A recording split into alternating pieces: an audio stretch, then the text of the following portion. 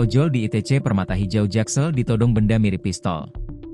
Kepolisian menyelidiki kasus dugaan penodongan benda mirip pistol yang dilakukan seorang pria terhadap pengemudi ojek online, ojol, di kawasan ITC Permata Hijau, Kebayoran Lama, Jakarta Selatan.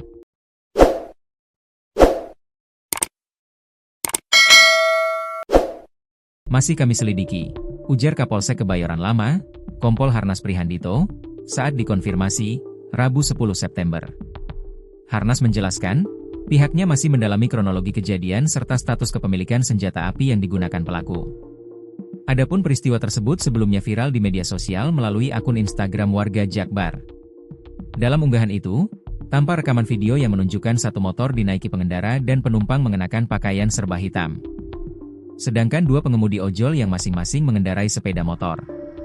Terlihat dua pria dan dua pengemudi ojol itu beradu argumen selama perjalanan yang kemudian berhenti di sekitar ITC Permata Hijau.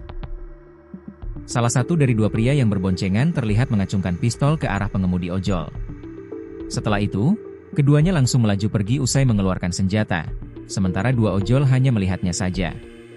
Menanggapi unggahan itu, akun resmi Polres Metro Jakarta Selatan Polisi Jaksel turut memberikan komentar. Terima kasih atas informasi yang diberikan. Akan kami cek terkait kejadian tersebut.